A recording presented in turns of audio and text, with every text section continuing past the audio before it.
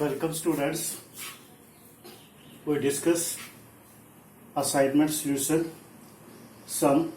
Find after how many places the decimal form of the number 27 upon 2 power 3 multiply 5 power 4 3 power 2 will terminate. It means we have to without solving by long division method, we shall told about this how many terms after how many places the decimal form, ये number कितने places के बाद decimal form में आएगा. तो it means देखो 27 है, 27 3 की पावर 3 डिनोमिनेटर में, इन डिनोमिनेटर 3 की पावर 2 कैंसल 3 रिमेनिंग 3 अपॉन 2 की पावर 3 5 की पावर 4 हियर 5 की पावर 4 बट 2 की पावर 3. डेसिमल फॉर्म में चेंज करने के लिए 2 और 5 की पावर सेम होनी चाहिए, इसलिए हम इसको 2 से मल्टीप्लाई और डिवाइड करेंगे. यहां पर हमने 2 और 2 से मल्टीप्लाई और डिवाइड कर दिया, इसलिए 3 2 जा 6, 2 की पावर 3 और 2 की पावर 1, 3 प्लस 1 2 की पावर 4 5 की power 4. Now 2 multiply 5 power 4. It means 4 number of places required 4. तो हमें 4 प्लेसेस के बाद पर डेसिमल आएगा. पूछा ना after how many places the decimal form of the number, ये वाला नंबर कितने प्लेसेस के बाद डेसिमल फॉर्म में होगा, 4 प्लेसेस के बाद. Okay students, try to understand it, watch the video again and again.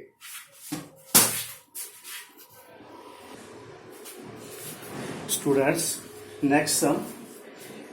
If the third and the ninth terms of an AP are 4 and -8 respectively, which term of this AP is 0? Here we have to find in this AP term which term is 0, यानी कौन सी term 0 होगी. First of all, we have to find first term and common difference. So let A be the first term, D be the common difference. You know, third term A plus 2D, which is given equal to 4, and ninth term T9 equal A plus 8D, which is given -8. Now subtract A. When we are subtracting, then symbol changed, here positive negative, here positive negative, negative positive. A minus A cancelled, 2 minus 8 minus 60, 4 plus 8 12. So D equal -12 upon 6, -6 को right side ले जाओगे, 6 2 या 12, तो we will get value of D equal -2. Now value of D, put any third term or ninth term. I put in third term A plus 2D. A plus 2D equal to 4. D equal -2. -2 into 2 -4. -4. A minus 4 equal 4. -4 take to right hand side. Then it becomes A equal 4 plus 4 8. जब इस type का question होता है तो हम उस nth term में को इक्वल टू 0 मान लेते हैं. Like here nth term equal to 0, so formula is A plus n minus 1 into D equal to 0. A is 8 and D is -2. N into -2 -2n minus 1 into -2 plus 2. 2 plus 8 10. So 10 equal 2n minus 2n take to right hand side. So it becomes positive 2n. So 2n equal 10, yani n equal 10 upon 2. 2 5 are 10, fifth term. So we can say that in this AP fifth term is equal to 0, यानी इस question में जो आपको AP दी हुई है उसकी fifth term 0 होगी। Okay students,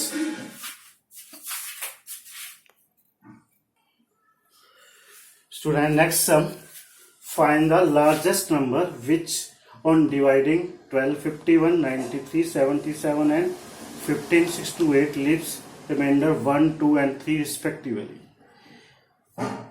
students, जब भी इस टाइप का सम आता है तब आपने जो रिमाइंडर दिए तो पहले सब्ट्रैक्ट कर लेने हैं। जैसे इसमें से 1, फिर 2, फिर 3, उसके बाद आप इसके प्राइम फैक्टर्स बनाओगे। वो प्राइम फैक्टर्स बनाने के बाद फिर कॉमन फैक्टर लिख के उन सबको मल्टीप्लाई कर दोगे। ये मैं आपके लिए छोड़ता हूं, किंतु सब्ट्रैक्ट पहले करोगे। सब्ट्रैक्ट आपने पहले करना है। This method is very easy. First you must subtract remaining part of this sum. Try yourself. Thank you. Okay.